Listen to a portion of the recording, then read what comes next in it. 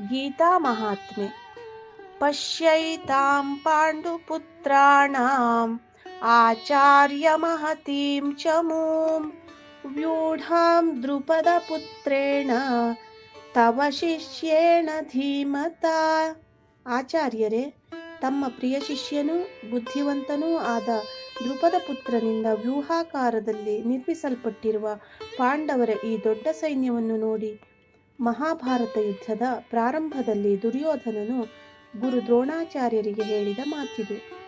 ಕೂಟನೀತಿಜ್ಞನಾದ ದುರ್ಯೋಧನನು ದ್ರೋಣರಿಗೆ ತಮ್ಮ ಬುದ್ಧಿವಂತ ಶಿಷ್ಯ ಎಷ್ಟೊಂದು ದುರ್ವರ್ತನೆಯಿಂದ ನಡೆದುಕೊಳ್ಳುತ್ತಿದ್ದಾನೆ, ತಮ್ಮ ವಿರುದ್ಧವೇ ಯುದ್ಧಕ್ಕೆ ಸಜ್ಜಾಗಿದ್ದಾನೆ ಎಂದು ಮನವರಿಕೆ ಮಾಡುತ್ತಿದ್ದನು. ದ್ರುಪದ ಹಾಗೂ ದ್ರೋಣರು ಬಾಲ್ಯದ ಸ್ನೇಹಿತರಾಗಿದ್ದರೂ ಮುಂದಿನ ಜೀವನದಲ್ಲಿ ಪರಸ್ಪರ ವೈರಭಾವನೆಯನ್ನು ಹೊಂದಿದ್ದರು. ದ್ರೋಣಾಚಾರ್ಯರ ಮೇಲಿನ ಸೇಡನ್ನು ತೀರಿಸಿಕೊಳ್ಳಲು ಜನಿಸಿದವನೇ ಧೃಷ್ಟದ್ಯುಮ್ನ. ಆತನು ದ್ರೋಣರದ್ದೇ ಶಿಷ್ಯನಾಗಿದ್ದನು. ಕೌರವರು ಹಾಗೂ ಪಾಂಡವರು ಸಹ ದ್ರೋಣರ ಶಿಷ್ಯರು, ಅದರಲ್ಲಿಯೂ ಅರ್ಜುನನು ಅವರ ಪ್ರಿಯ ಶಿಷ್ಯ.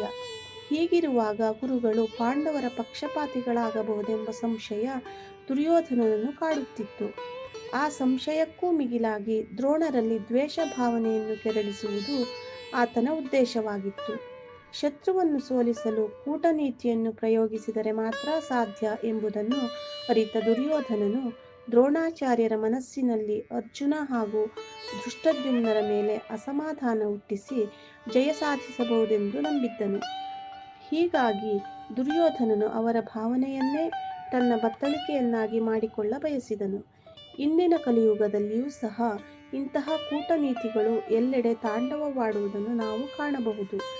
ಅನ್ಯಾಯದಿಂದ ಪಾಂಡವರ ರಾಜ್ಯವನ್ನು ತನ್ನದಾಗಿಸಿಕೊಂಡ ದುರ್ಯೋಧನನು ಅವರಿಗಾಗಿ 5 ಗ್ರಾಮವನ್ನೂ ಕೂಡ ಕೊಡಲು ಒಪ್ಪಲಿಲ್ಲ. ಮಾತ್ರವಲ್ಲದೆ ಭೀಷ್ಮ ದ್ರೋಣರನ್ನೂ ಸಹ ತನ್ನ ಪಕ್ಷದಲ್ಲಿ ತೆಗೆದುಕೊಂಡು ಯುದ್ಧಕ್ಕೆ ಸಿದ್ಧನಾದ. ಆದರೆ ಮನಸ್ಸಿನ ಕಳವಳ ತಪ್ಪಿದ್ದಲ್ಲ. ಭೀಷ್ಮ, ದ್ರೋಣ ಮೊದಲಾದ ವೀರರು ತನ್ನೊಡನಿದ್ದರೂ ಎಲ್ಲಿ ಅವರು ಪಾಂಡವರ ಪಕ್ಷಪಾತಿಗಳಾಗುವರೋ ಎಂದು ಭಯಗೊಂಡ ಆತನು ಭೀಷ್ಮರಲ್ಲಿ ಹಾಗೂ ದ್ರೋಣರಲ್ಲಿ ಪಾಂಡವರ ಬಗ್ಗೆ ದ್ವೇಷ ಭಾವ ಉಂಟು ಮಾಡುವ ಪ್ರಯತ್ನ ಮಾಡುತ್ತಾನೆ. ತನ್ಮೂಲಕವಾದರೂ ಜಯ ಸಾಧಿಸುವ ಕೂಟನೀತಿ ಅವನದು. ಆದರೆ ಧರ್ಮಕ್ಕೆ ಜಯ, ಅಧರ್ಮಕ್ಕಲ್ಲ ಎಂಬ ತತ್ವವನ್ನು ಸಾರುವ ಮಹಾಭಾರತದಲ್ಲಿ ಅಧರ್ಮಿಗಳೆಲ್ಲರೂ ನಾಶವಾಗಿ ಧರ್ಮ ಸಂಸ್ಥಾಪನೆ ಆಯಿತು. ಹರಿ ಓಂ.